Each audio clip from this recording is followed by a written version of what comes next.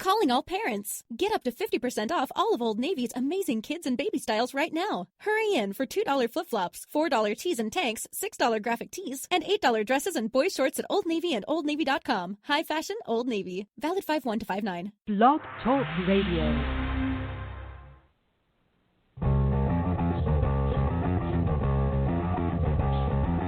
TV party tonight! TV party tonight! TV party tonight! TV party tonight! We're gonna have a TV party tonight! Alright! We're gonna have a TV party, alright! Tonight! We got nothing better to do than watch TV and have a couple of brews. Everybody's gonna hang out here tonight! Alright! We'll pass out on the couch! Alright! Tonight! We got nothing better to do than watch TV and have a couple of brews. Don't talk about anything else. We don't wanna know. We're dedicated to our favorite shows. And tonight our favorite show is The PowerPuff Girls, Season 1, from way back in 1998. Hello, folks. This is TV Party Tonight, and I am your host, the mandated reporter, and frankly, I'm mortified, Mr. Mark Rattle, as you know, your old pal Weezy. And as I said, we're doing something a little different tonight.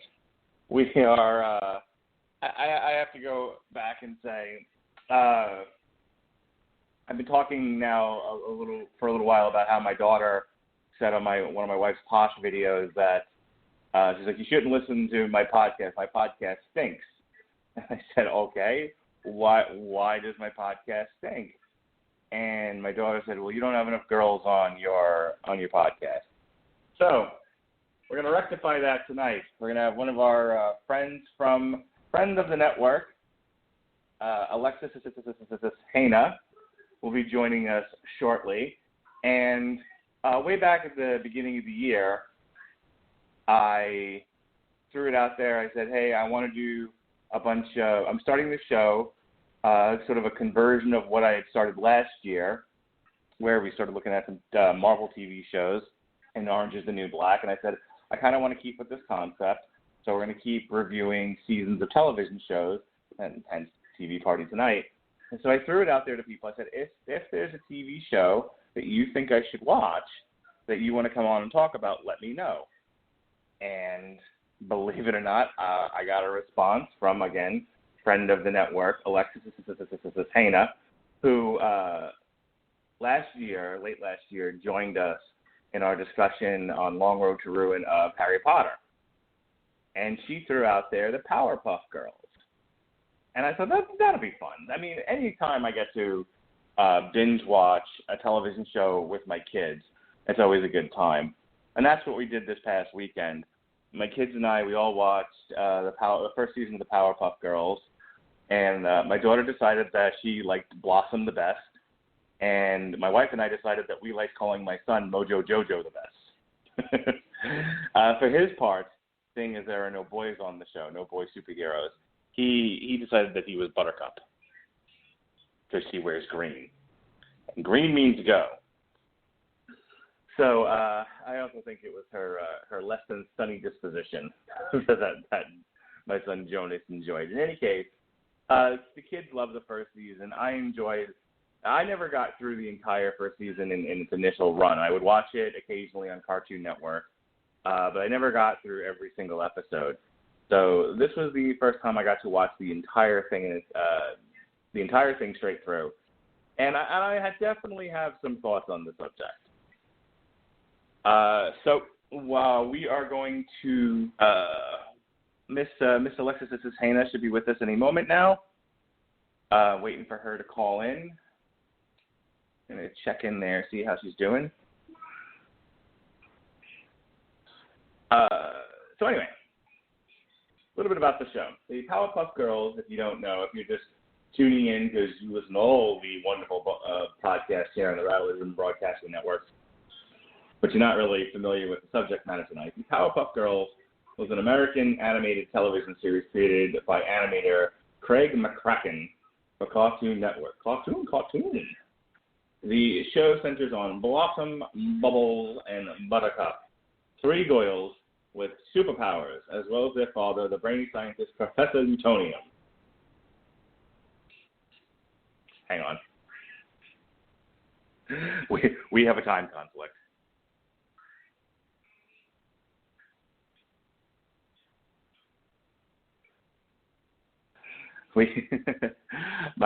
Forgot to mention to my guest that I didn't realize we were on two different time zones.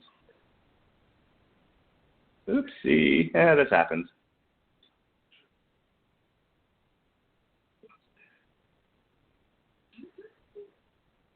Anywho, brainy scientist Professor Utonium, who all live in the fictional city of Townsville, USA. The girls are frequently called upon by the town's childlike and naive mayor to help fight nearby criminals using their powers. That's the summary for the show. All right, and we have our guest here, Alexa Tatena. Welcome to TV Party Tonight. Hey, don't you love when we forget that we're in two different time zones? You know, it's funny. Every time I advertise the show, I always make sure I put that Eastern Standard Time for that reason, because you know, with friends all over the country and in some all over the world, this becomes an important detail, as we have discovered tonight. Well, I hate to say it. I'm actually leaving tomorrow for a trip to Europe, so my mindset has not been on Eastern Standard Time; it's been on Paris time. So, yeah. We can certainly sympathize and understand that. If I were going to Paris tomorrow, if I were going to Paris at Epcot, my mind would be on that, not this show. So I get it. I understand. Yeah. But thank you for taking a few minutes out of your time for preparing for your trip to waste it talking to me. I appreciate you. Hey, absolutely. Happy to bring back my knowledge of Western animation to help you with your show. I love being a part of that. And we love having you. Now, I was telling the listeners that you had thrown this idea out there when I left it open for people to, you know, hey, if you wanted to talk about a TV show, what do you want to talk about? And you threw this out there, much to the chagrin of some of the other guys I podcast with, who went, "What the hell are you doing? Powerpuff Girls, whose idea was that?" Well, it was your idea. What made you want to talk about this? Why does this tickle your fancy so much? Well, one of the reasons I want to talk about it actually is because I like to compare it to the Power Rangers, or no, sorry, not Power Rangers. I'm looking at other stuff. The Powerpuff Girls that I grew up with, and the recent reboot that we have seen on Cartoon Network, which a lot of people, that's when they hear Powerpuff Girls, that's what they think of. And I think it's important to talk about the differences, the styles, how it differs between Craig McCracken and Genndy Tartakovsky's amazing work on the show to the reboot, which, like I said, we'll get to that later, which obviously McCracken and Tartakovsky had no control over. So I think it's important to look at a show like that. I'm interested in hearing your thoughts on it. I haven't actually watched the reboot yet. As I was saying, I watched this in its initial run hither and thither. You know, if it happened to be on and I was watching Cartoon Network, I would watch it. I enjoyed it. I thought it was a goofy and fun show. But I haven't watched I didn't watch it religiously then, and I haven't watched the reboot now. As I said, me and my kids marathon the entire first season this past weekend. So let's go ahead and get into that. Now, did you watch it religiously when it first appeared in 1998? Were you really into the show, or did you kind of find it later, watch it intermittently like I did? I've got the whole thing on DVD. This was one of my favorite shows when I was younger. Absolutely loved it. I thought. Which one did you identify with? Are you Blossom, Bubbles, or Buttercup? Probably Buttercup. You know, let me put it this way. If you go from when I was that age, I was definitely Bubbles. A little older, I identify a little bit more with Buttercup. I don't think I ever really identified with Blossom that much. my daughter totally thinks she's Blossom, but my daughter is also Bossy Pants, so that makes sense. My son, however, as I told the audience, my son decided he was Buttercup for a variety of reasons, and then just because we all had to get in on the gimmick, my wife decided she was Bubbles, which my wife is very, very, very Bubbles, and then I put that Plutonium because why the hell not? All right, so what we're going to do here, I've got the list of episodes in front of me, and there are some thematic things I definitely want to discuss, but there are some episode-by-episode things I also want to get into. The first thing, right off the bat, the first villain that they introduce you to is Mojo Jojo, which we now have great fun calling my son that, and he hates it, which makes it even better. Mojo Jojo, who I think is one of the funniest villains in the first season. But I'll tell you, after marathoning this, and I want to get your opinion on the matter, after marathoning this for 13 episodes in a weekend, I have to say, the 4 or 5 villains that they rotated without much variation, Mojo Jojo, the Gangrene Gang, him, and Fuzzy Lumpkins. That's the other one. So there were 4.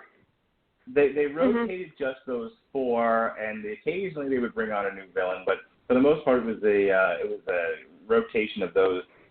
I not that I got bored with it, but I was a little disappointed that there wasn't more variation in the villain throughout 13 episodes. Did that bother you at all, or when you ran through this, it wasn't even something that you noticed? I think it's kind of first season syndrome, that they're throwing a lot at the wall and seeing what sticks. There were a lot of villains that they used in the first season who never showed up. My favorite example is Roach Coach, because you actually watch the opening animation when they do that little side scroll of the villain. Roach Coach is one of the prominent villains seen there, and he appears in one episode of the first season, and he is never seen again. Yeah, I liked it. I love the idea of like a sentient cockroach controlling a robot and an army of other cockroaches. I thought that was great. Yeah, and I really love the reaction. Bubbles is freaking out. Buttercup's like, please let me squish them, for the love of God, please let me kill him. And Blossom is trying to remember what Professor Utonium said. And I thought it was a really great little mix, because I say when I was that younger, cockroaches scared the living hell out of me. So I would be Bubbles going, somebody kill it, somebody kill it, somebody kill it. Actually, I'm kind of feel that way. I see a spider on the wall. It's like, Andre, get out here and kill that thing. Look, we call them palmetto bugs here because we don't want to call them roaches. But yeah, they are a thing. You have to deal with them here in Florida. As the bug guy told us, it was like, look, they've been in here since the dawn of time. They're going to be here long after humans are dead. They're going to get in your house. You just have to live with that. But we can push the fight back somewhat. But yes, having experienced this firsthand, that episode really hit home with us here in Florida.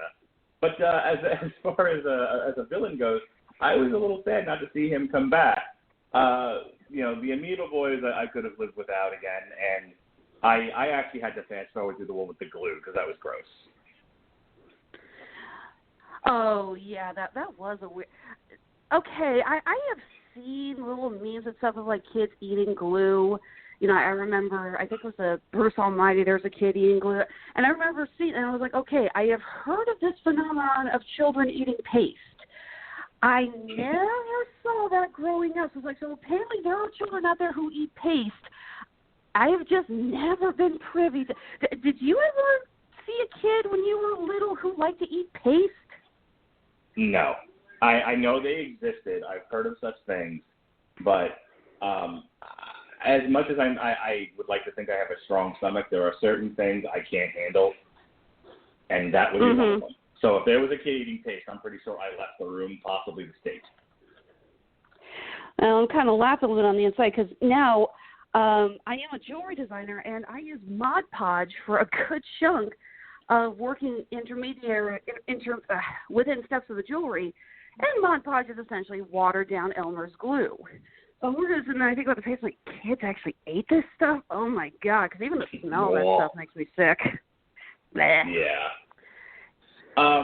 One of my favorite villains in this is the woman who turns out to be Sedusa. She goes by I'm a Good Lady, which I think is hilarious.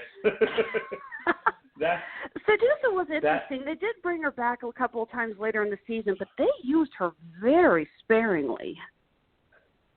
Yeah, I don't remember her at all in season 13. Season 1. They might have brought her back in other seasons, but this is the very first episode, and it's split in half. You have all the episodes are split in half, except for the finale, which we will definitely have to talk about.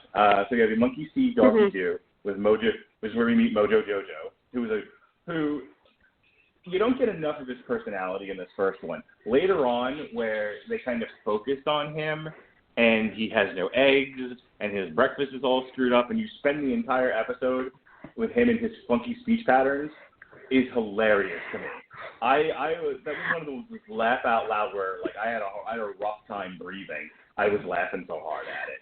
I could be wrong, but I always thought that Mojo Jojo was kind of a parody of bad translations of anime villains. He always seemed like a character that you would see on an 80s anime with, like, the world's worst translations for what the heck he was saying.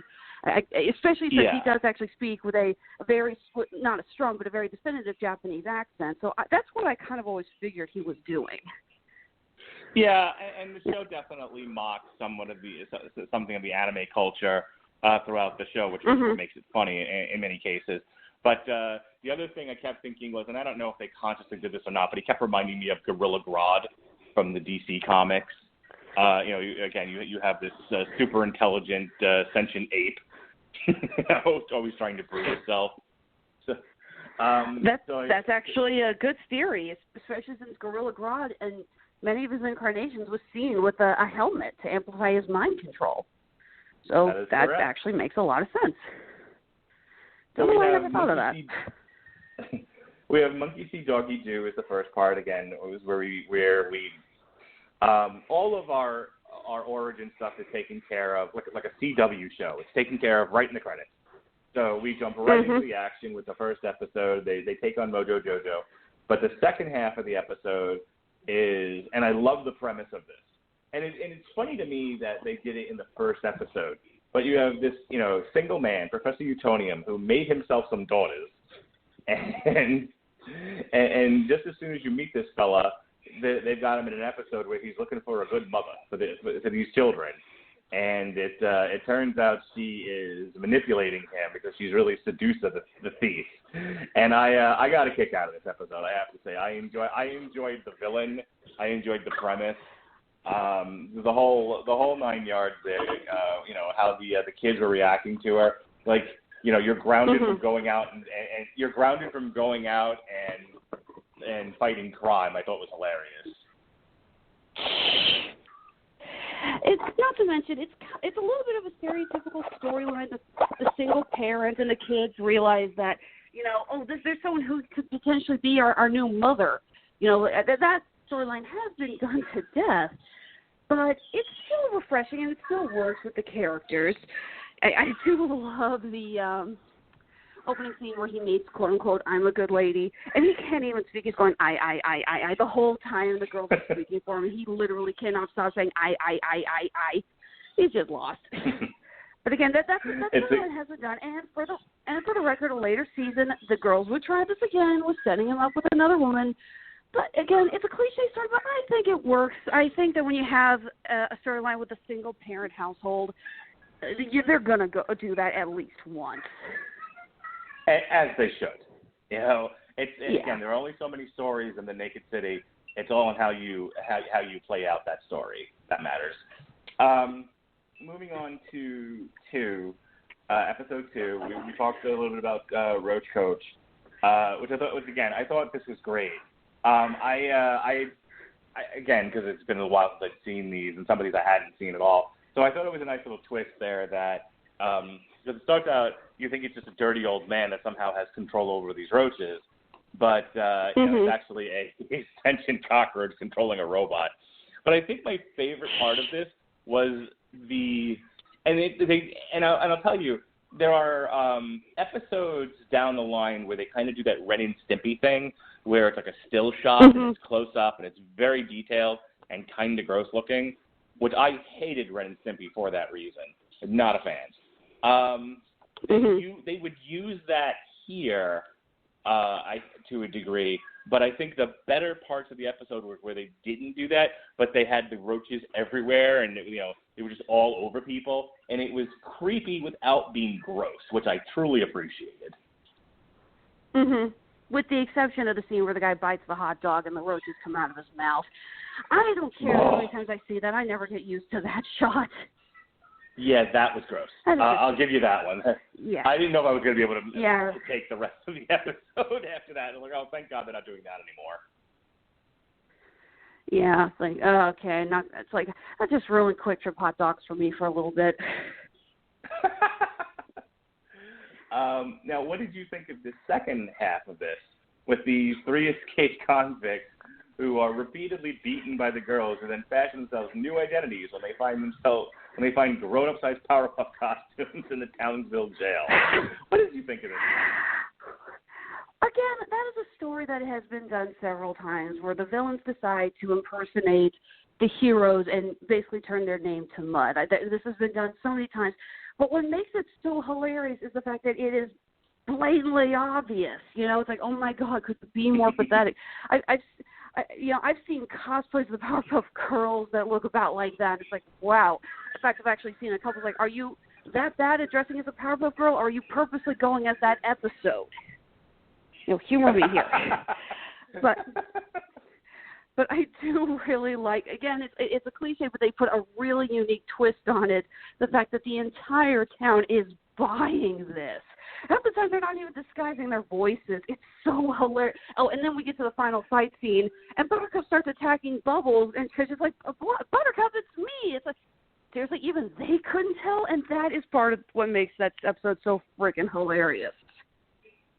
Like, they take the most obvious joke in the world, but they play it straight. And that's the best part, is like they're not, too many shows I think today, they either have to hit you upside the head with a dead fish and how obvious they're making things, or they overplay things for laughs instead of trying to just play it straight and let the natural humor of the thing take over.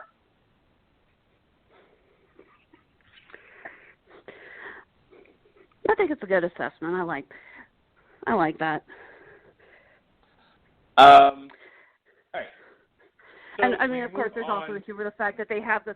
There is the humor fact that they have the three uniforms in the jail. They're not even gonna let's see, we can cut off our clothes here and put them on. No, the costumes are freaking waiting for them. I mean, come on, that's awesome. Yeah, I enjoyed that. Again, anytime you want to, if we're going and you want to go back to something, just go ahead and stop me. Otherwise, I'm going to keep it moving. Episode 3. Now here, and I actually just got a text from one of the hosts on the Rattle Legend Broadcasting Network, Jesse Starcher, who was like, he was thinking about calling in and doing his him impression. What the hell is him? Oh, okay. Him looks like the devil crossed with a crab crossed with a with a drag queen. What's going on here? I take it somebody's never actually seen the Sgt. Pepper's Lonely Hearts Club Band, the movie, the Beatles animated movie. He is a parody of the leader of the Blue Meanies. The voice is identical. Oh, really? Okay, see, I'm learning something new here. Tell me about this. I've never seen any of the Beatles movies, so this is all new to me. This was that animated Beatles movie. Sgt. Pepper's Lonely Hearts Club Band. I've seen it once on, I think it was on YouTube, and I remember watching going, okay. I mean, I'm one of the world's biggest Beatles fans, and it was like, this is a little bizarre even for me. But yes, the leader of the Blue Meanies, his voice is identical to that slow, feminine voice. It really does just kind of make you just kind of freak you out a little bit when you hear it. It's like, that is just so bizarre. Now, I'm not going to lie, I don't quite get why they went with the whole super feminine thing with the clown makeup and the lace and the thigh-high boots. That part I never quite got. I guess I always just sort of figured that they were just trying to make him look as unsettling as possible. But then I'm like, well, wait a minute, so are we getting into gay bashing here? I don't think they're doing that. So I never really got it. It's, yeah. You know, look, I understand that that even Cartoon Network, has sort of a mixed audience. Cartoon, Dexter's Laboratory, all of that. They weren't just going for kids. They were definitely trying to capture an adult audience too. It's kind of like, in that sense, it was kind of like SpongeBob. This was clearly meant for children, but there was enough adult humor to try to get a mixed audience. Mm-hmm. Same thing here. So I get that they're trying to find that line between entertaining for kids and, funny entertaining for adults. Mm-hmm. Why else would they do half the shit they do in this series? Like reference things that you and I would get as adults, but kids are not going to get. On the other hand, I'm looking at this thing and I'm like, what? I'm even my kids were like, what in the hell is that supposed to be? Why? Like, they had no association with that, no understanding. They were just like, that's one creepy looking villain. Next episode. That was kind of it. Well, I think he's supposed to obviously be the devil, but they didn't want to just call him Satan or the devil. I don't think they wanted to kind of push it towards one religious belief or not. But he is obviously supposed to be, the epitome of pure evil. So I guess I was always figuring, I was like, okay, so we have Satan, who sounds like the leader of the Blue Meanies, with clown makeup. Or not even clown makeup, like maybe even just drag makeup. It's like, is that clown or is it just like really like his blush? Like, I'm looking at a picture that Jesse posted on the link to the show, and I mean, like, mm-hmm. it looks like the devil with crab hands and drag. I get a very Rocky Horror Picture Show vibe from this. I'm expecting maybe that's what they were going for. Maybe that's what they're going for. Maybe it's the Blue Meanie meets Dr. Frankenstein. Actually, I think we may just crack this. I'm looking at this thing, and I'm waiting for the character to just break out into, I'm just a sweet transvestite from transsexual Transylvania. And it would fit. It absolutely fits. All right. Later on in the series, where they do the bit where the Gangrene Gang are pranking the other villains, and mm-hmm. and I don't want to get too far ahead, but the Powerpuff Girls was, him taking a bath, and they just barge in, and he's sort of looking like, yeah. It was a laugh out loud moment for me. All right, and then our second half here, we have, I thought it was a cute premise, not a huge, these are villains I did not need to see again, the Amoeba Boys. I should point out that there were 2 pilot episodes done for when they did What a Cartoon before the show actually got greenlit. And the 2 villains, one was Fuzzy Lumpkins and the other one was the Amoeba Boys. So these were these were the villains that they originally came up with. And the Amoeba Boys always just struck me as kind of weird, but I could kind of see it a little bit. Well, there's a scene in from The Watchmen where the Silk Spectre and Night Owl are talking, and they talk about a guy who wanted to be a villain and who would chase the Watchmen around, like, it's like, punish me, come on, chase me, punish me or something, and they never really got into it. And I think that's almost a parody of how some people seek fame just by being villains. I mean, think about how many times somebody has said they were the master villain of a crime and they weren't. How many people have come forth in years to claim to be the Zodiac Killer? Mm-hmm. How many groups take credit for a terrorist act when they're not the ones that did it? Yeah, I think this is almost a parody of the fact that it's like, yes, there are people who do that, and these are just the most pathetic examples. These guys do not get it, and they're just It's like they think that being villains will make them high celebrities, essentially. But they are as low on the totem pole as it could get. I wish they had been more 1920s gangster. Well, that's definitely what their voices are on. Yeah. Well, I wanted more of that. Though I thought the premise was cute. A virus breaks out, everyone's sick, and towards the end, like they're having this fight, and like they're all like just falling down and everything. Like I said, it was a cute concept. Yeah, again, these guys, they don't want to be villains because they're evil. They really think that there's a glamour to the lifestyle. The fact that the Powerpuff Girls are too sick to even throw a punch, they don't care. They're just honored to be a part of it. They're like, yes, the Powerpuff Girls are paying attention to us. Yes, this is what we want. We don't care that you can't hurt us. We'll go along with it.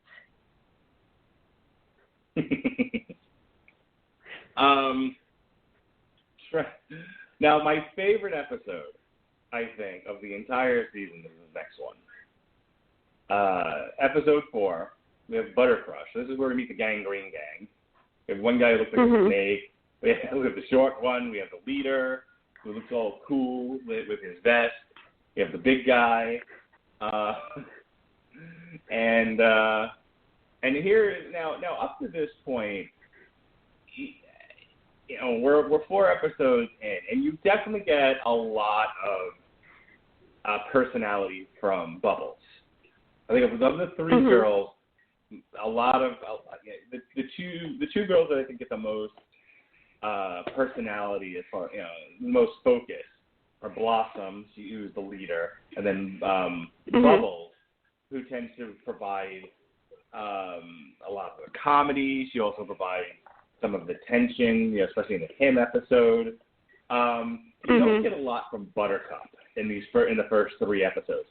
This is Buttercup's episode, and they really do play into the fact that she's the surly one of the 3, and of course she gets infatuated with the leader of the Gangrene Gang to the point where she allows herself to get manipulated by him.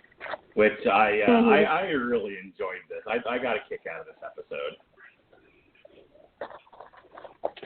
Yeah, I agree. This was a really good episode, and it was a little bit of it was a pretty good way to kind of explore Buttercup's identity. But what I find weird is that this is the first one where we see Buttercup getting a crush, and of course it's a crush on a bad boy. But in later seasons and episodes, this never comes up again.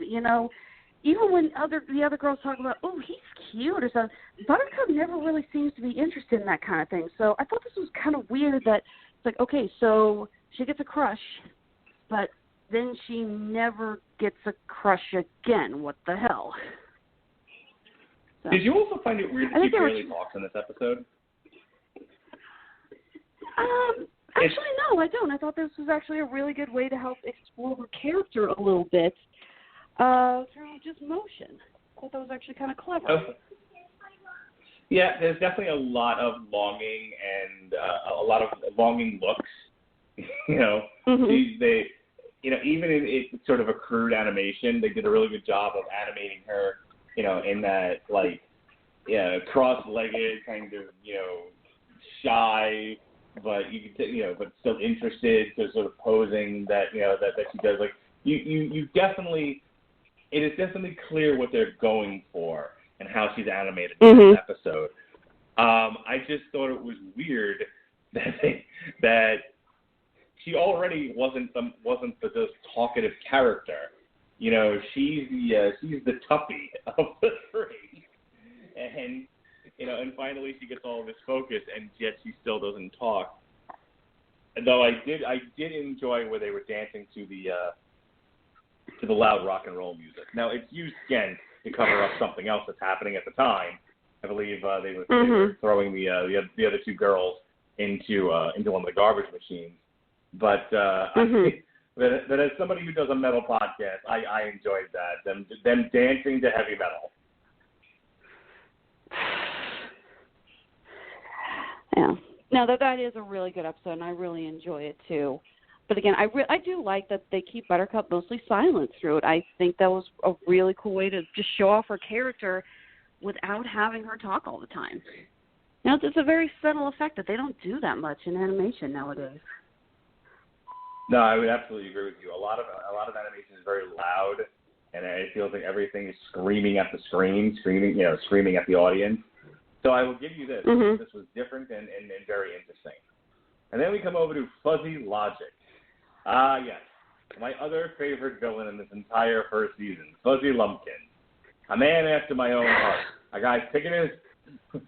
man picking his banjo, yelling, "Get off my lawn." This I enjoy. Now, and this was one where you actually spent a lot of time with Fuzzy Lumpkins chasing the squirrel, and not as much time with the Powerpuff Girls. I mean, this is a slow burn for for a half of a short episode. It takes a while before we get to the Powerpuff Girls. But I got a kick out of this character. I enjoy, and every time he shows up later on in the season, I love the fact that he's not so much as a villain as he is just a grumpy old man, basically. And if no one bothered him, he wouldn't bother anyone else. Pretty much. First of all, I should also point out that Fuzzy Lumpkins is voiced by Jim Cummings, who is a god amongst voice actors. He is one of the best voice actors in the business, and I do love his Fuzzy Lumpkins voice. It is so hilarious. What would people know him from? Darkwing Duck. Oh, he's Darkwing Duck. He is okay. He was Darkwing Duck. Yeah, he is the new voice of Winnie the Pooh. He did Ray from the Princess and the Frog. Struggling for the name of the movie there for a second. And no, he's amazing. He's a really prolific voice actor. So I love that they got him to do the voice of Fuzzy Lumpkins. Oh, very good. And I did kind of laugh a little bit looking back on it because this is the first episode where we get Bubbles' power of speaking to squirrels. Yes. They call her out on that. She's like, "What is she doing? She's talking to squirrels again."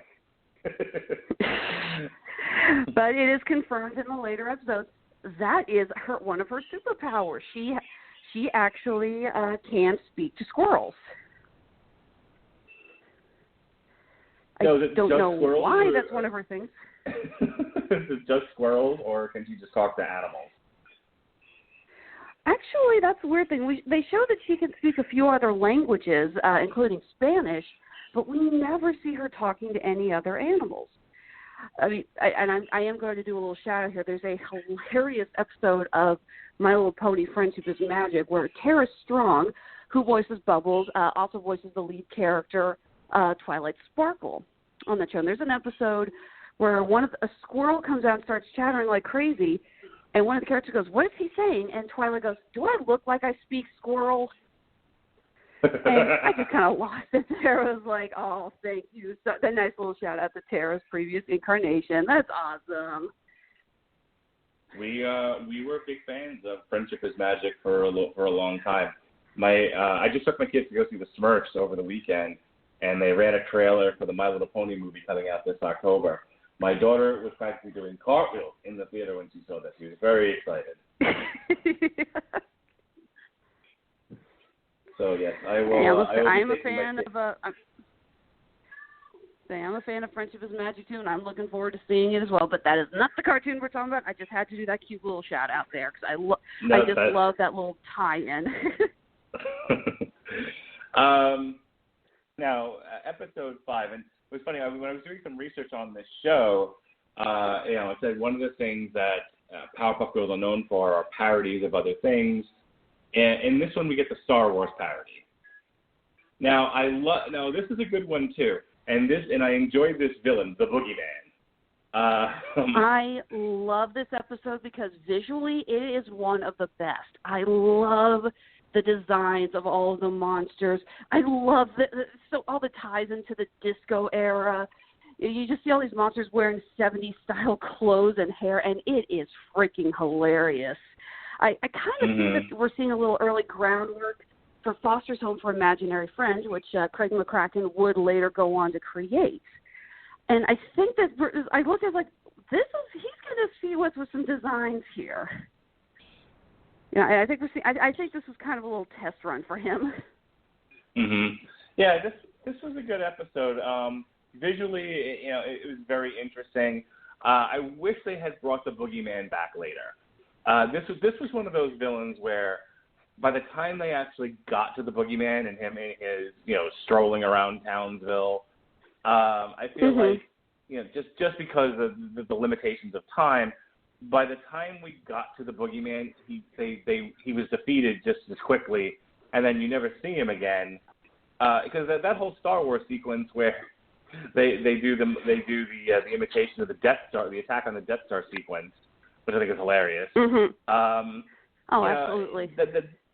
It took time away from the Boogeyman himself, and then, like I said, at least in season 1, you never see him again. I'm like, what a great character. See, this was an example of a character I wish we got more of later on.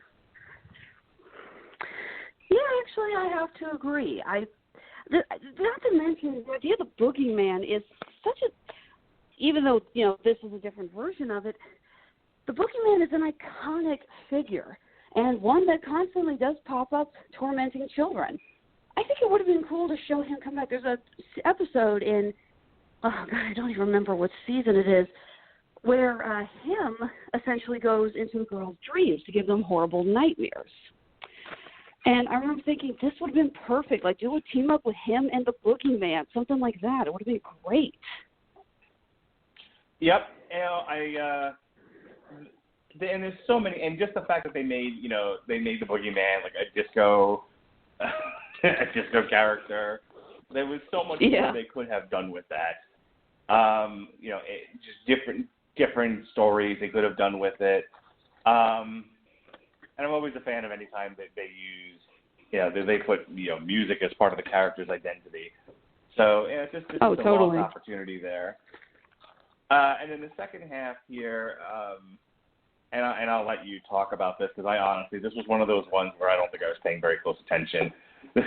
We have Abracadabra with Al Lujan, the old-time Townsville musician, pulling off his greatest magical stunt when he comes back from the dead as zombie Abracadabra. All right. Yeah, I'm not going to lie. This one's all yours. I was not a fan of that episode. Now, visually, it's really well done. I actually really like the scene where the coffin breaks open, the hand comes out, and he waves it, and the dead roses appear in his hand. That was genuinely creepy, and I appreciated it. And I don't know. I mean, there is something to be said about putting in zombies for your fight scenes. And, obviously they were going to finally do a zombie fight with the PowerPuff Girls. But, I don't know. The ending was just obviously, I know the girls weren't going to get killed. I knew they were going to, get their comeuppance. But then all of a sudden it's like, aha, you thought Al Lujan had it. But no, the PowerPuff Girls were doing it the whole time. And it's a secret how they did it. It's like, wow, you guys... It's like you guys either wrote yourself into a corner or you had this idea for an ending and you just wrote an episode around it. But it seems weird how. Now I will admit that I do like that the girl who accidentally kills Al Lujan, for lack of better words, looks just like the Powerpuff Girls. I thought that was a cute little tie-in. He would look at it and he'd think, oh, you look like the child who did this to me. And that was actually kind of a cool little tie-in. But, yeah, it was a very weak episode. The ending was just, okay, sure, we'll go with that. Yeah, this was not one of the stronger ones. It's definitely not one that I paid a tremendous amount of attention to. Now this next one, episode 6, Telephonies. Definitely one of my favorite ones. First of all, I find the Gangrene Gang to be hilarious. They are amusing to me. But I like the fact that not every episode, despite the sort of recycling of villains, the show isn't particularly formulaic. They're willing to experiment with different ideas, different interpretations of the show, and what they can do with it. They're also not afraid to take the focus off of Powerpuff Girls and put it onto something, and put it onto the villains, which I really liked here. So you have, in this one, you have the Gangrene Gang who are pranking the other villains. You know, they're pranking the Powerpuff Girls, sending them to attack the other villains who aren't doing anything. And I did get, you know, you always get this impression, like if you ever watch, like, you know, the Super Friends or whatever, the villains are always in the middle of a meeting somewhere. Like, they're always doing villainy. They never have a day off. And in this episode, what makes it funny is that you know, Fuzzy doesn't do anything anyway, but Mojo Jojo and him are both not doing anything at the time. I think Mojo Jojo they're like, paper. Go ahead. Yeah, and him's working out, and they're like, no, I wasn't committing anything evil today. Not to mention this plays into a lot of scenes in later episodes where we see the villains. Well, the villains are citizens of Townsville. You know, it's like, we are citizens, evil citizens, but citizens nonetheless. And he's right. And there are so many episodes and things where we see them just doing random stuff in Townsville, and if they're not destroying anything, they're not getting arrested. So, and it's just kind of funny. It's like, no, we're not doing anything evil today. It's like, so today we get the day off. You don't get to beat us up. And no, I do like it where you're talking about how every time in those classic cartoons they cut to the villains are obviously doing something evil. This time, no, they're just relaxing. I still get a kick. I laugh every time I think about it when they barge in on him and him just, hello, yes, in that creepy ass voice of his.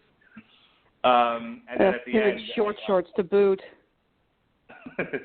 I got a kick out of the ending where, like, you know, because at the end of every episode they do the bit where, and then they were saved by the Powerpuff Girls, and this one's like, and they were saved by Mojo Jojo, Fuzzy Lumpkins, and him. You know, and they show the graphic of all three of them as they beat the piss out of the Gangrene Gang.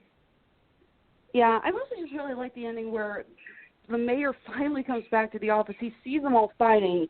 He calls the girls, and the girls are finally like, you know what? We've had it. Not believing you. Hang up the phone. And when it calls again, they vaporize the phone. They're like, it's like, screw you, mayor. Oh, my God. I love that. You just kind of love what the mayor's got to be thinking. He's like, why don't they believe? Oh, my God. That is so hilarious.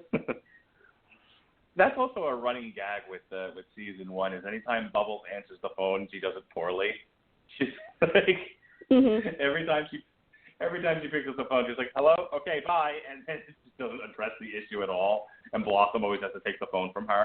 I like that's a running gag throughout 13 episodes. Whenever, you know, like, they don't do it every episode, but when they do it, it's the same gag, which I find funny. Yeah, but I'm not going to lie, the first time they did it, that's going back to the Roach Coach episode, I didn't really get it. Like, was she playing a game, or is she, like, stupid? It's like, okay, why are you doing that? You know, it's like, give us a reason. She's Bubbles, you know? She wasn't putting a lot of thought into it at the time. She was, you know, just sort of existing in a state of zen. That is true. The first season, they really hadn't developed the characters that much, and I think they were just kind of experimenting with what they were doing. It was later seasons we got a better idea of exactly who each of the girls were. So, yeah, I can buy that. And the second half here, we have Tough Love. Everyone in Townsville loves the Powerpuff Girls, but the citizens have a sudden change of heart when him sends out an evil gas that turns the entire town angry and hate their favorite superheroines. The girls must fight the ones they love to get them back to normal. Any thoughts on this one? That's actually one of my favorite episodes. First of all, it's a really clever idea. I love how some of the people react to them. I freaking love when they go to the class and, you know, like, Miss Keene, Billy threw something at me. And she goes, yeah, you shouldn't be doing that. You should be throwing apples. They're harder. And everyone just starts pitching crap at them. The little subtle touch that the Powerpuff hotline phone is now frowning angrily. That was super cute. I love that. And yeah, it's just and then we also get a reoccurrence, or the first of another meme, the pickle jar that the mayor can't open it. This would be referenced so many times. In fact, later episodes, pickles kind of become the mayor's main identity. He is obsessed with pickles. They're his favorite food. He eats them like crazy. So this is just kind of the first time we actually see Mayor and Pickles. All right. Episode 7, called Major Competition. There's a new man in town, Major Man, an impossibly perfect superhero who cuts in on the girls' turf. Unfortunately, Major Man isn't as perfect as he's supposed to be as the girls investigate until he reveals the sham in the midst of being crushed by a monster. I have no recollection of this episode. I have a vague recollection of the character, Major Man, and then the details escape me here. Again, this is another storyline that's been done several times before. I love the voice actor. I believe that is Jeff Bennett doing the voice of Major Man. Most would probably recognize him as the voice of Dexter's dad from Dexter's Laboratory. It's virtually the same voice, except with like a whole lot more bravado thrown in. I love the ending scene that it turns out the monster was on their side. I thought that was so funny. Like, I even just get a kick of how quickly the entire town turns on the Powerpuff Girls. Even the professor just kind of turns on them. Again, this has been done before in other storylines, but it's handled really funny. You know, I love that Major Man is a lot more of the typical superhero that we would see. We do see that he does have superpowers. You know, he clearly does have flight and a handful of others. So he probably could be a real superhero if he tried. He's just taking the shortcut to getting noticed a lot faster. Okay. Oh, and I love the little song that they throw in the beginning. That was awesome. That I do remember. Now, the second half of this, we have Mr. Mojo's Rising. We have the origin of Mojo Jojo. When Mojo Jojo kidnaps the professor, it's a blast from the past, a blast of Chemical X, that is. After Mojo Jojo reveals he was once the professor's beloved assistant, the professor is coerced into giving Mojo the same powers as the girls. However, once empowered, the true evolution of the supervillain chimp comes to light, a fact Mojo Jojo will certainly regret, as he caused Professor to add Chemical X to the perfect little girl formula, creating the Powerpuff Girls. This was one where he ends up getting all of their powers, and it's just like a long fight scene between the three girls and Mojo Jojo, who they eventually end up defeating. That's about all I remember of this one. I do like that this episode stays canon. It would have been so easy to just write this off and say, no, Mojo was lying or something. But even in the Powerpuff Girls movie, they have him as the laboratory assistant destroying everything, although that does kind of beg the question, why did the professor have him if he was destroying everything? I mean, I get, part of me wonders, like, was he just like a test monkey who got out of his cage or something, and the professor's like, screw it. But you look at the scenes in the movie where he's destroying the lab, and you're like, wait, he's the assistant? You know, like why the heck did he have him as an assistant? I think it would have been funnier to say, like, no, he was a lab experiment. You know, he was a test monkey who got out and just kind of ran amok. That's a fun little concept there. I know it doesn't really connect, but it's just a weird association I have. Have you ever seen the Cannonball Run?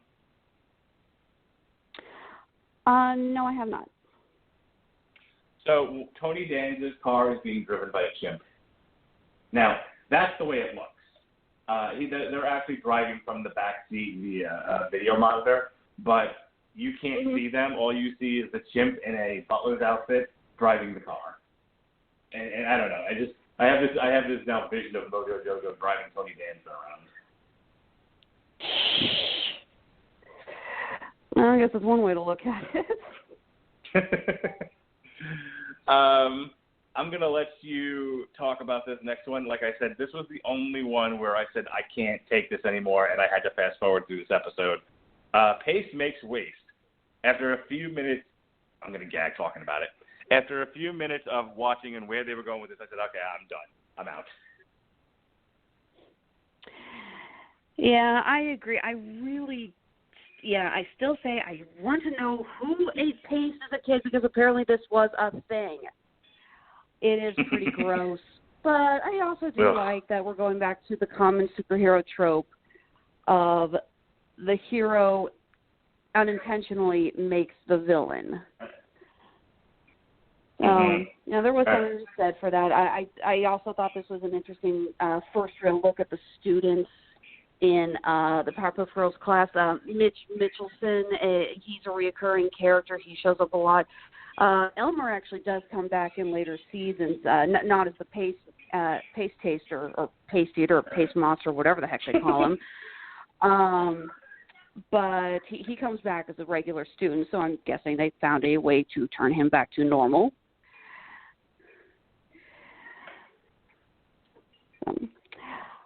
Okay. Trying to think. Like I said, that there's not really much to say about the episode. It is really it is pretty disgusting. I agree. And that's what kills me about it is they didn't do what I find to be a very annoying thing in modern cartoons is relying on gross very much through at least this first season of Powerpuff Girls. They kept it pretty clean for the most part. Even the stuff like we said about like Roach Coach, stuff that's sort of borderline. They still managed to keep it pretty interesting to look at, and they didn't have to rely on cheap gags and grossness. And then this episode, they went all in. It was a rarity, but they did it, and it's definitely not one that not my favorite, as my son would say. This was not my favorite episode.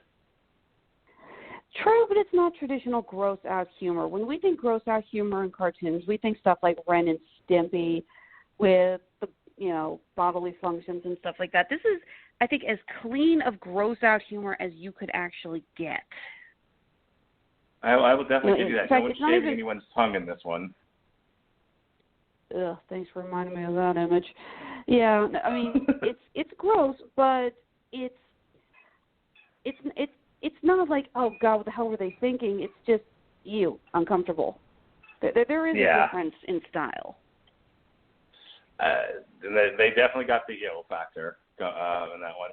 Second half of the episode, we have Ice Soar, where Blossom discovers she has ice powers, which I thought was interesting. She has a pink outfit on. Her name is Blossom, and they decided, let's give her ice powers. I mean, not to say that every character who has ice powers has to be blue, or be associated with, with ice. I just, it wasn't what. It's an odd connection to make that we go from, like here we have a character whose name is Blossom, and she's the leader of the pack, and that's ice powers. Sure, all right. Whatever you say. Well, first of all, I wonder if they were actually planning on continuing to add new powers to the Powerpuff Girls. I don't really get why at the end Blossom says, well, I think I've used up all of my ice powers because I don't have it anymore.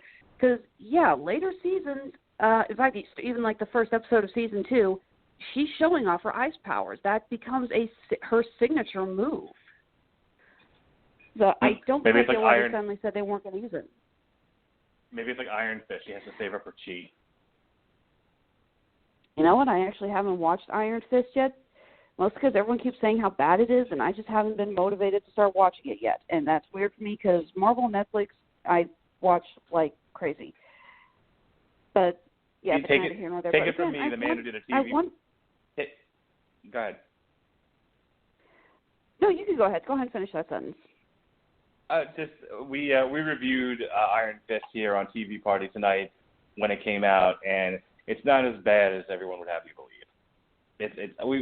My friend and I who reviewed the show found it to be quite good. In many cases, it was better. I thought it was better than the second season of Daredevil, which is very hit or miss for me. So, give it a chance. Won't you give Iron Fist a chance? Again, I kind of wonder if they were intending to bring in more powers because the professor mentioned, as you grow, you'll develop, your own unique powers. And again, we get, like Bubbles being able to speak Spanish. I mentioned earlier, like they do confirm that she can speak Spanish and she can speak squirrel.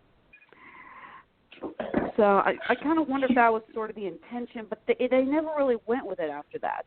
Bubbles does continue to be able to speak other language. Blossom does continue to have her ice powers, but they never really developed it any more than that. So, did they ever give Buttercup any special powers? Actually, there is an episode in either the last season or the second to the last season where Buttercup realizes that every power that she has, her sisters have. And she starts getting really upset that she doesn't have a special power. And if you want the spoiler, I'll go and tell you how it ends. Buttercup discovers she's the only she does kind of have a special ability. She's the only person in all of Townsville who can curl her tongue. And everyone's like, that's not a real power. She goes, yeah, but you can't do it, and you can't do it. So, I don't know, I always thought that was kind of funny. But yeah, Buttercup doesn't really have her own unique power. Yeah. That's really funny. All right. Episode 9, Bubble Vicious. Here we have a Bubbles who is annoyed with the way people are treating her, and she decides that she's hardcore, which made me giggle because hardcore has a completely different meaning for me. When I think of hardcore, I think of hardcore punk. I think of guys, picking up chains in the mosh pit. So I enjoyed the use of the phrase hardcore, the word hardcore in this episode. It's like, I'm not soft, I'm hardcore. And she's just knocking the shit out of people. I personally really love this episode for one particular reason. Again, I've talked about Tara Strong as the voice of Bubbles. Tara Strong is a very prolific voice actor. She's one of my favorites. She's not only Twilight Sparkle, she's also Timmy Turner from Fairly Odd Parents. She's Raven in Teen Titans and Teen Titans Go. Please don't make me ever talk about that.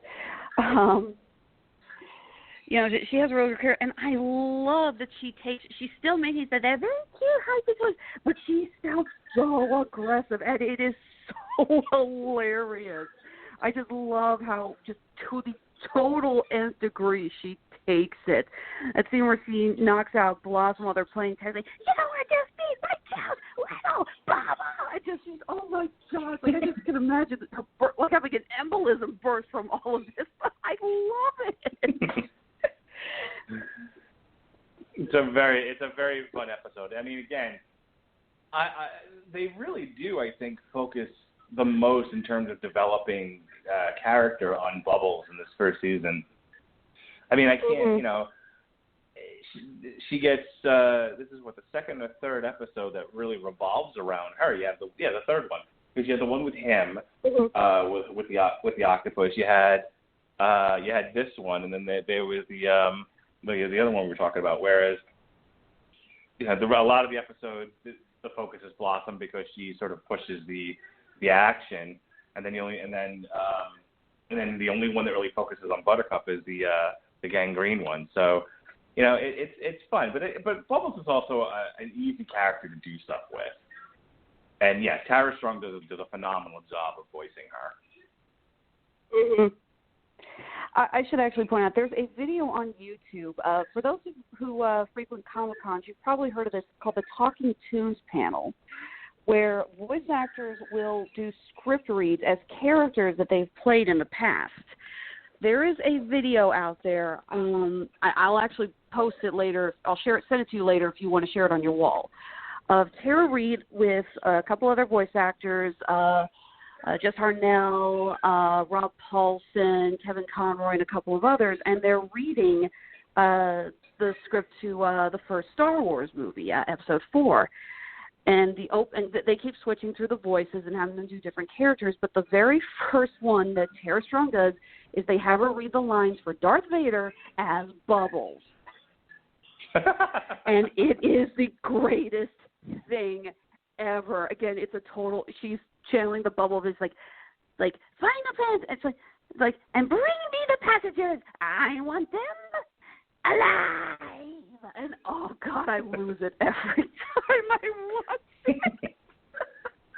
That sounds really funny. God, yeah. Again, if you want, I will send you the link to the video, and if you want to post it on your wall so you can share it with your fans, it is so funny. I can't see how I could avoid it at this point. This has got to happen. Yeah, well, I mean, heck, we've got, again, Rob Paulson and Jess Harnell, who many people know as the voice of Yakko and Wacko from Animaniacs, doing their voices. John DiMaggio voices Bender. Oh, yeah, it's freaking awesome.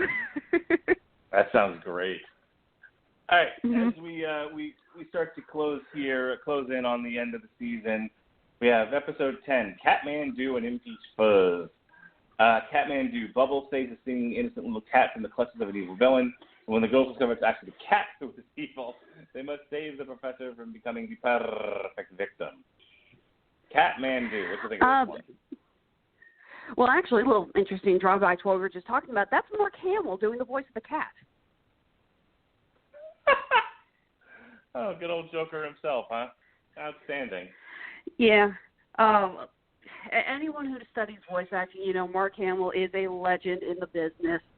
And, yeah, he does villains. It's hilarious that his most iconic role is one of the greatest heroes in cinematic history, but he does voiceovers for villains so well. He just really knows how to play with it. And I really did like that. I think it's part of it. I think is a little callback to Blofeld, the James Bond villain with the cat.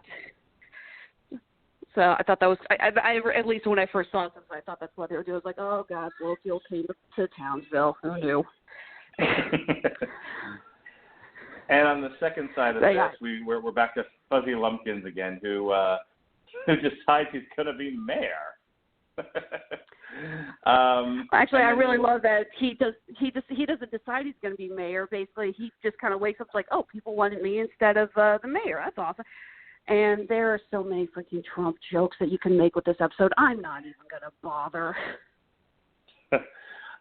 What I liked about this was, and I've seen this in other cartoons where they have like a mayor figure, going all the way back to like Batman 66. The mayor can't do anything. He's just completely dependent on Batman. And that is a trope where, the mayor is a sissy, the mayor is completely dependent on the hero. You don't even know why there's a mayor there. And I think in some cases that, earlier this year, Jesse Starcher and I reviewed the Batman 66 comic. And at some point, Batman even says, I don't even understand why you're the mayor. He's like, you don't do anything. And he just declares himself mayor. You know what? Actually, I take that back. It wasn't Batman. It was the Return of the Caped Crusader animated movie, which is the Batman 66 version. With the second half of that movie is Batman actually becomes evil. But in doing so, he calls him out on a very real thing. The mayor is completely ineffectual. What I liked about Impeach Fuzz is that they gave the mayor a backbone. He's played for laughs in a lot of the series and a lot of the first season. But in this one, they actually gave him something to do and a reason to not hate this character and think he's completely useless, which I enjoyed. True, but unfortunately, they do forget that he has a backbone pretty quickly. This is one of the few episodes where the mayor has a bit more of an identity, does stand up for what he believes in. He needs the proper motivation, aka his hat. And I'm not going to lie, I do love the fact that Sarah Bellum, who of course is designed so sultry with like that perfect hourglass figure, and Fuzzy dresses her in Daisy Dukes and a crop top. Just like, I was like, the little kids are not going to get the humor behind that. I was amused. All right. Episode 11 here. We have Just Another Manic Mojo. I believe this is the one where he goes into the bit about I don't have any eggs, and he's narrating his entire morning. And at some point, they do a bit where they lose a baseball in his house. I was, again, another side of Mojo Jojo, a character I really enjoy in the first place. So that was a big thrill of this episode, just to sort of see him in a different light, see the girls interacting with him differently than just, adversaries. So it was amusing to me. I agree, but unfortunately this is an episode that I don't think has a lot of replay value. It's funny, like the first couple of times you watch it, but the humor does not last that long, in my opinion. Just the fact that, again, it's like you're laughing at how he repeats everything. You're laughing at, him being stuck with all the pedestrians trying to wait to cross the street. But again, it's just not as funny the next couple of times you watch it. You know, I do like that he's trying to. I do like he's trying to liquefy the girls, and they won't hold still. And Bubbles keeps trying to go and touch the damn vase. That's hilarious. Like, don't touch anything, especially this, especially that. Now, this next one with the mime, I thought was interesting. We have Rainbow the Clown, but due to an accidental bleach spill, turns into the malevolent Mr. Mime. And it just, I don't know if you remember the old Robert Townsend special, Robert Townsend and, oh gosh, it was like, not his 40 Thieves, but like Robert Townsend and his partners in crime. And they did a bit where, you know, like an old Western, and it's black and white, and like Ted Turner just wanders on screen and sprinkles dust. And it's like, it's Ted Turner. We've been colorized. This is the reverse of that. But that's what it reminded me of. And I like the concept of a villain who's just robbing color from things, making everything. I know I said black and white. My kids made sure to remind me that it was black, white, and gray. Yeah. And the other thing I got a kick out of was they returned the color to things by playing music. And I almost went with that as tonight's graphic for the show. And I always put up a pretty little picture to go with every show. And a lot of the clip art that I was able to find to use had them playing instruments. And I was like, and I dug it. You know, I dug the idea that they were, you know, that what gives things color and life is music that speaks right to my soul, Alexis. So I almost went with that as tonight's picture, but I was like, I'm going to use the actual graphic art with the logo. But that absolutely spoke to me. I got a kick out of it. I hate to say it, I don't really have much to talk about with that episode. I get what they were doing, but I just wasn't a huge fan of it. Maybe just because, well, first of all, I thought that Rainbow the Clown was ungodly annoying. Okay, that's fair. Yeah, that's Tom Kenny doing the voice. It's like, yeah, they clearly just told him to go off the rails. I think also, just artistically, I enjoyed it. I like the use of color in the episode, and that might be a personal thing. But going from the extremely colorful to the black and white, and then using the music to restore the color, those are just all things that I think spoke to me personally. But yeah, if it doesn't grab you, that's also understandable. Now, these last two episodes, 12 and 13, were full 22-minute episodes. And these were interesting. And I have to bring up sort of a political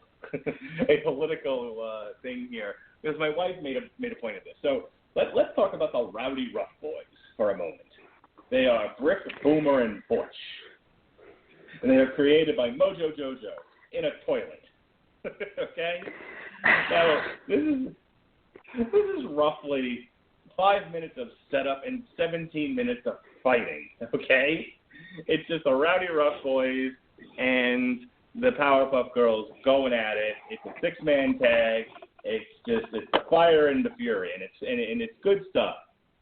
And I'm just going to read this, and I want your honest-to-God reaction to this sentence, because I remember watching this with my wife and her having a very, very specific reaction to this.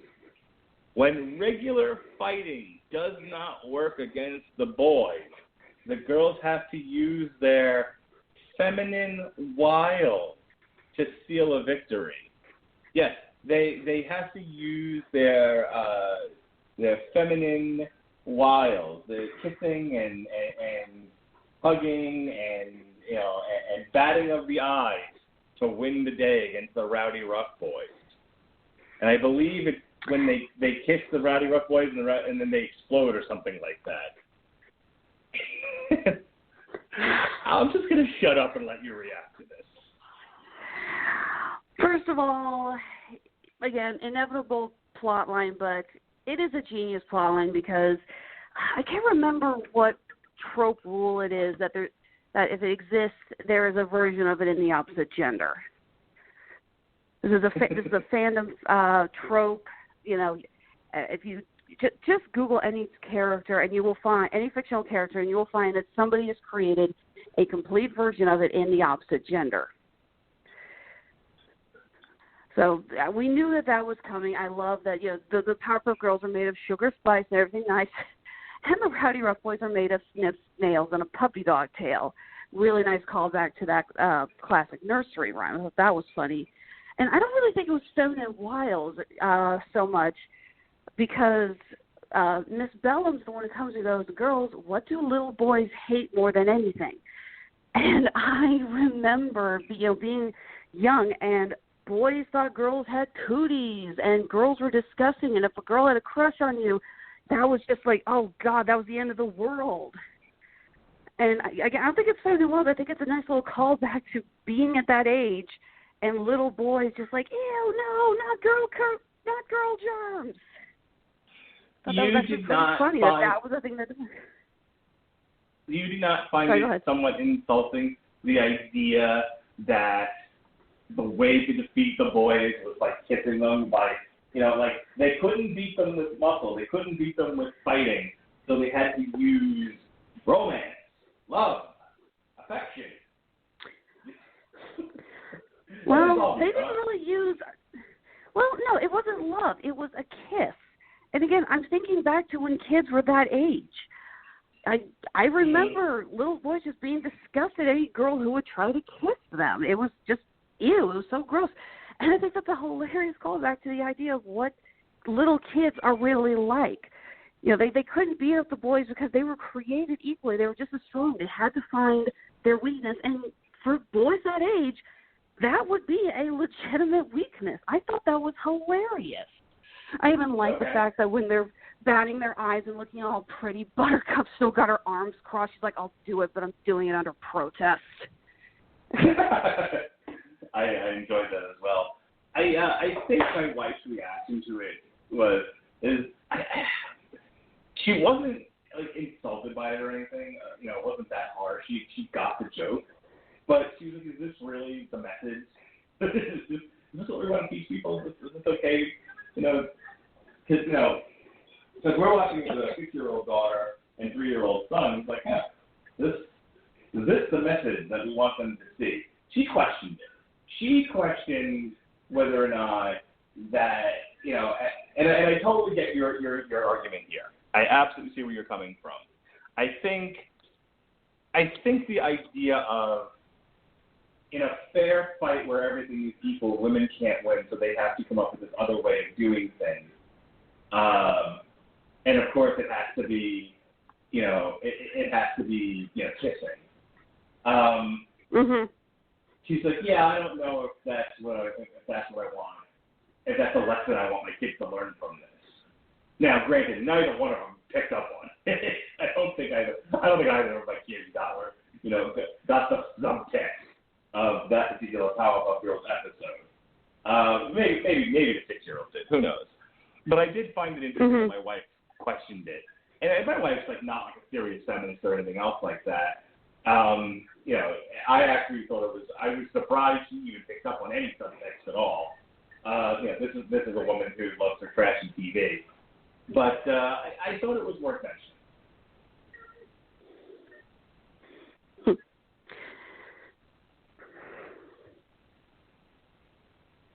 Sorry for the quiet noise there. I get what you're saying.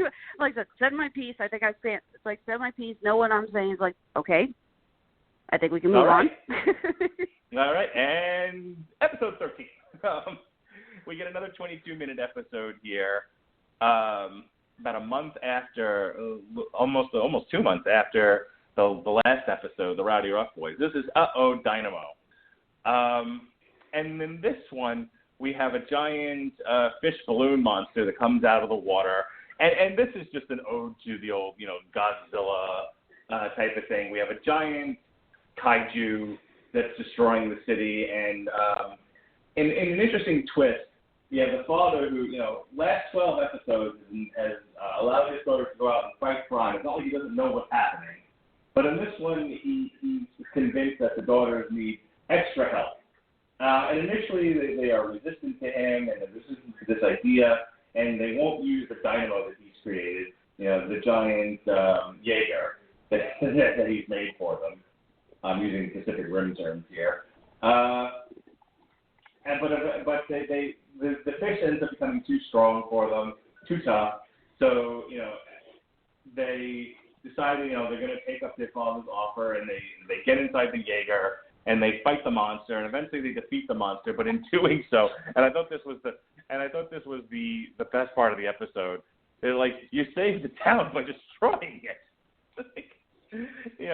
The mayor, who had been their biggest cheerleader, has this realization.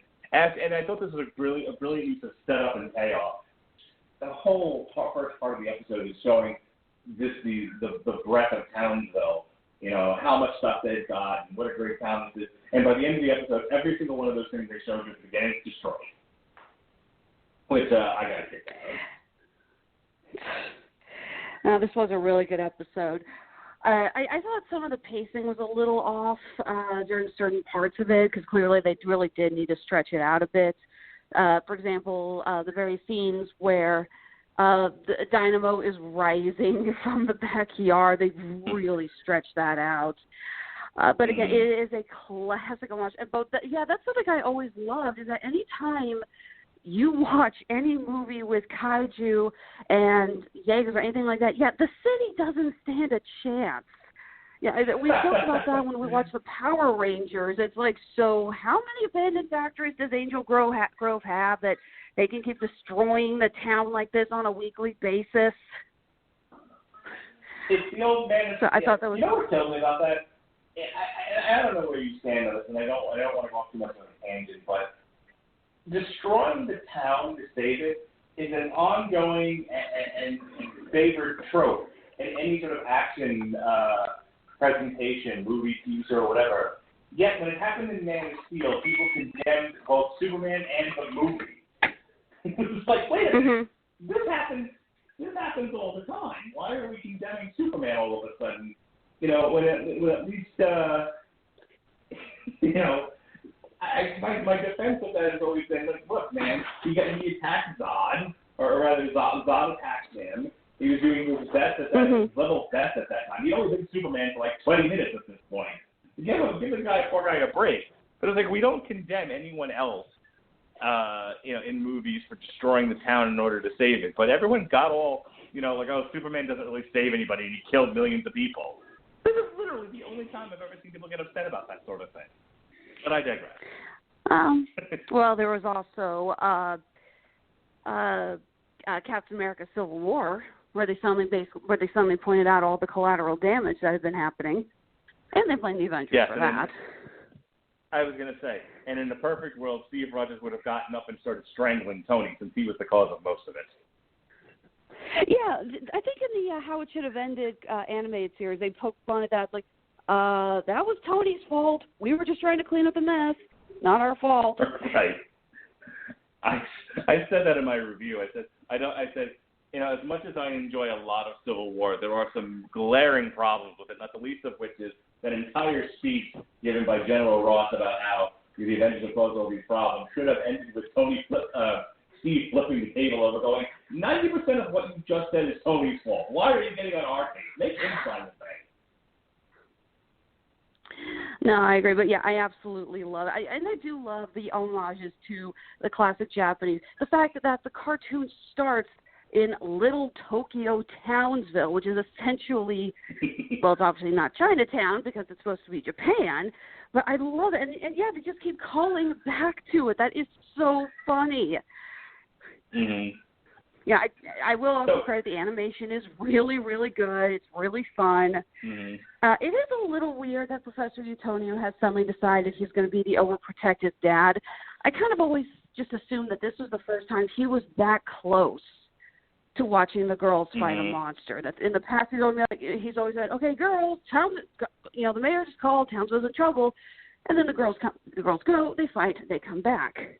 I guess I always just assumed this was his first time really seeing the girls in a full-blown fight sequence with a monster. So let's take this back to where we started then. Now, I have not seen the reboot. We've gone through all 13 episodes now of the first season, You wanted to do a quick comparison to the reboot. So what are some of your thoughts here? The biggest problem I have with I believe I wrote this once after I watched a couple episodes. I said, the reboot is essentially sugar-free cookies. They're trying way too hard to remind you of what it could have been, but it's obvious that there are parts that are just not going to work. The reboot takes so many things, and they keep saying, we're going to be different, and this is a different iteration, but so many parts of it are virtually identical. Several of the characters even have the same voice actors, and many of them have the same designs, although they go with that whole rounded design that we've been seeing in a lot of animation lately, where apparently straight angles no longer exist. No, sorry, Bruce Timm. Doesn't make sense. They was like, okay, if you want it to be different, you make it different. That's fine. If you want it to be the same, make it the same. That's fine.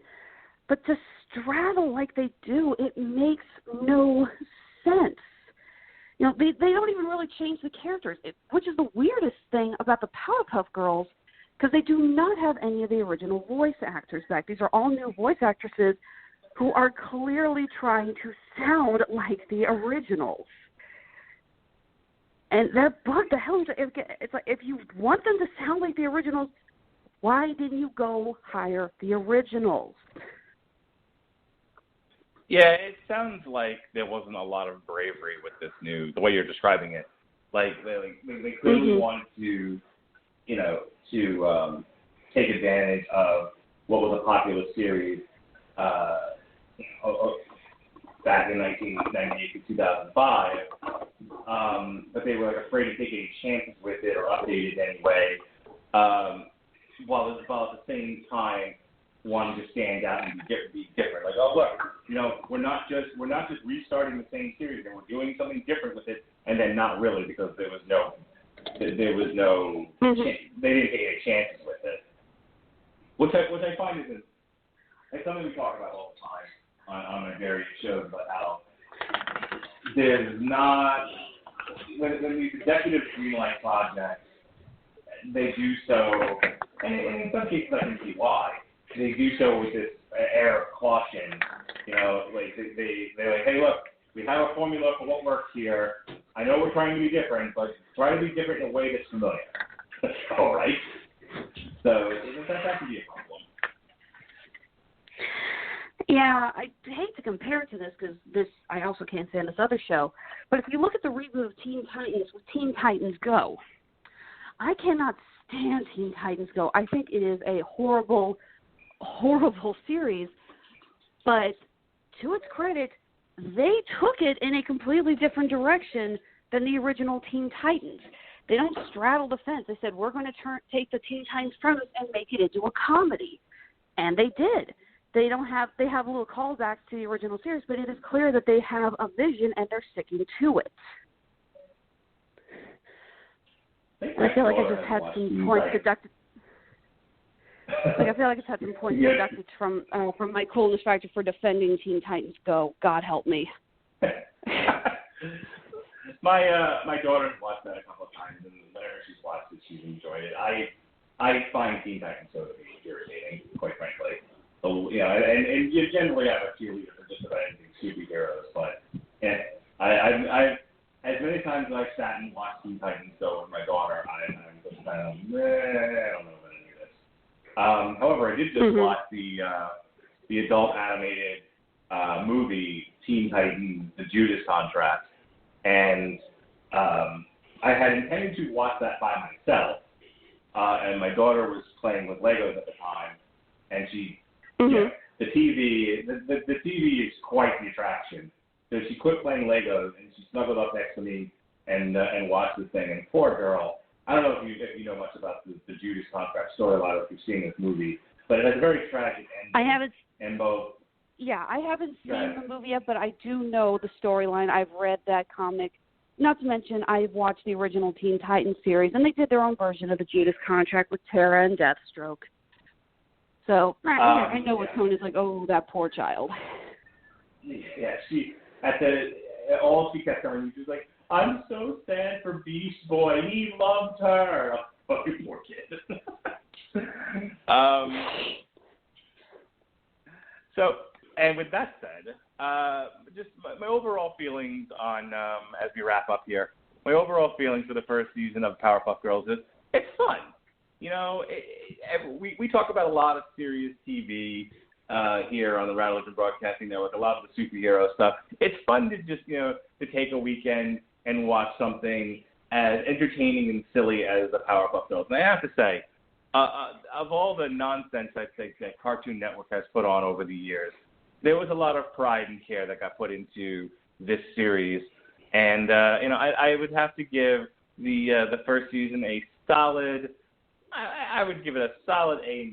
They really, outside of the couple that we talked about, which may have been more of a personal taste sort of thing, I would say they 13 episodes of solid entertainment. I'll give you the last word here. I definitely agree with that. There is a lot of signs of experimentation, again, throwing stuff against the wall, seeing what's stuck, and you can kind of get that, but you get that out of any first season of any show.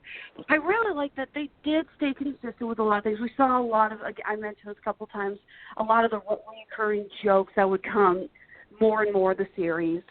They were not afraid to try new things and to stick to them, and I love that. And I give a lot of credit to the creators. Again, Craig McCracken, who is a brilliant animator, Gandhi Tartakovsky, who we know from Dexter's Laboratory and would go on to create, in my opinion, one of the greatest animated series of all time, Samurai Jack. Never watched Samurai Jack. I've heard it's good, though. Oh, my God, you poor human. I'm serious. Samurai Jack is in my opinion, the greatest cartoon ever. And for the record, if you ever want to talk about Samurai Jack, please call me. I really would love to talk about it. I will throw it on the list. At this point, I'm just taking suggestions from people, and everything is going in the maybe pile. So I have now heard enough people tell me that Samurai Jack is something that I need to watch. So I've heard Samurai Jack, Invader Zim, and none of these things are things I was ever into as a kid. So we'll give them a shot as an adult. So I will keep you in mind for any future Samurai Jack shows.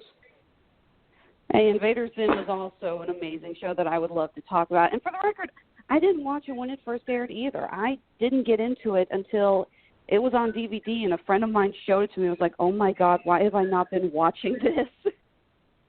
But for the record, I was Invader Zim, we're going to have – so we talk Invader Zim, you're going to have to get Mr. Sean Comer involved in this.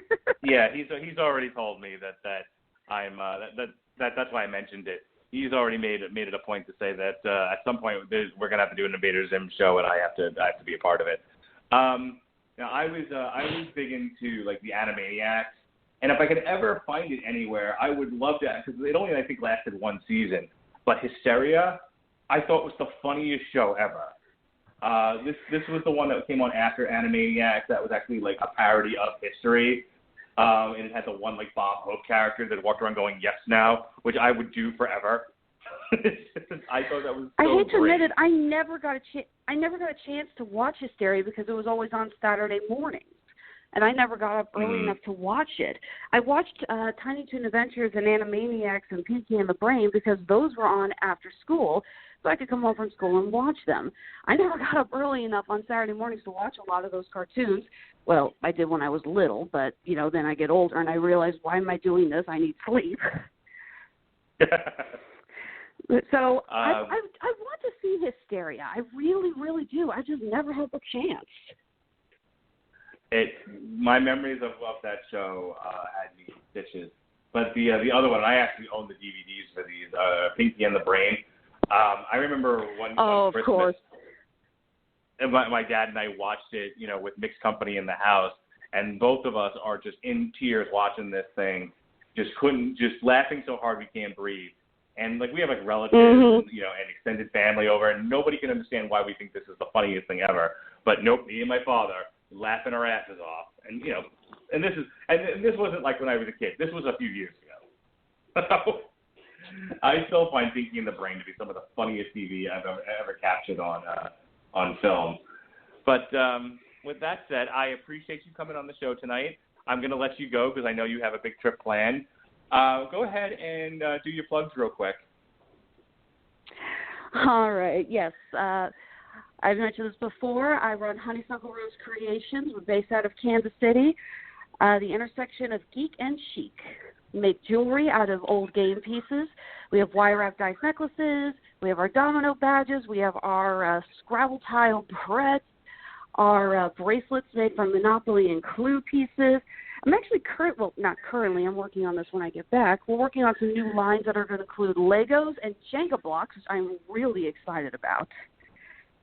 You can reach us on Facebook or on our website. I'm sorry, what? No, keep going. So you can reach us on Facebook, on Twitter, on Instagram, or we do have an Etsy store and a Handmade at Amazon store, or you can find us at honeysucklerosecreations.com. All right. Unfortunately, sorry.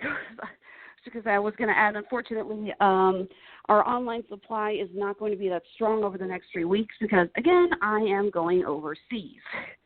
Got someone to help run the store while I'm gone, but custom orders and extra merchandise are going to be really not an option for a while. But things will pick back up when I am back in the country. Okay. Well, I would love to have you back on for any one of my podcasts. I know you're my go-to animation person, so if you have a burning desire or something you want to talk about with me, let me know and we'll get it booked. When I get around to booking the second half of the year, I have some ideas for things that you talked about in mind.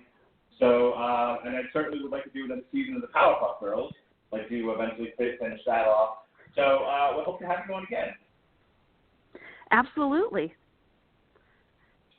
All right. Sorry again that I was just gonna and sorry again that I was a little late showing up because different time zones. I do apologize about that. It happens. Listen, at least you made it on. We've had shows where the block-up radio wasn't working or people couldn't get on. So I'm just happy you made it on. All's well that ends well, I always say. I know you're also big into Disney animation, and there are some shows I've had in mind, dealing with some of the Disney stuff. So you and I can talk through Messenger, and we'll come up with as the year goes on, we'll come up with some other ideas to bring you back on. In the meantime, you have a safe trip. Enjoy Paris, and I want to thank you again for being on. Ladies and gentlemen, this has been TV Party Tonight. Tomorrow night is the Metal Hammer of Doom. We'll be discussing the new Life of Agony album, A Place Where There's No More Pain. We're going to go live a little bit later than normal, 10 o'clock Eastern Standard Time, as I'll be out earlier in the evening with a friend in town. And then Friday, we've got On Trial. Sean Comer and I will be discussing the Jodie Foster movie, Contact. He'll be prosecuting, I'll be defending. And I keep being told every time I say that, good luck defending that piece of shit. So we'll see what happens. I don't know. I've never seen Contact. I don't know how good or bad it is. So that's what we got in the tank this week. Next week is, we'll be looking at the Guardians of the Galaxy. On source material, we'll be reviewing it on Damn You Hollywood. Robert Cooper will be back on the Metal Hammer of Doom, and we'll be reviewing Vampire with Primeval Force. And then Sean's going to make me watch The Hunter from the Future, and we'll review that. So you poor schmo. Yeah.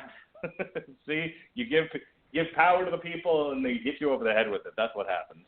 That's all right, though. No, that's just what happens when you give power to Sean. That's fair. Well, listen, there's been quite a number of people who have taken the opportunity to take Because You Made Me, and let's see if we can make a much the worst thing possible. So, seems to be a running gag.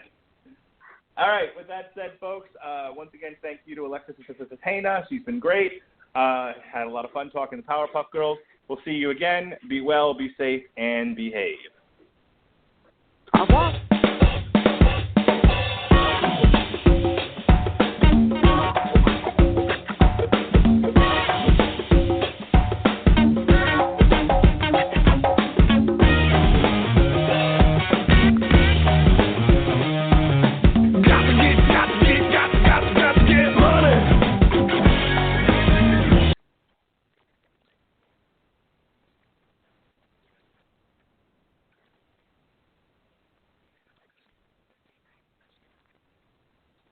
calling all parents. Get up to 50% off all of Old Navy's amazing kids and baby styles right now. Hurry in for $2 flip-flops, $4 tees and tanks, $6 graphic tees, and $8 dresses and boys shorts at Old Navy and OldNavy.com. High fashion, Old Navy. Valid 5/1 to 5/9.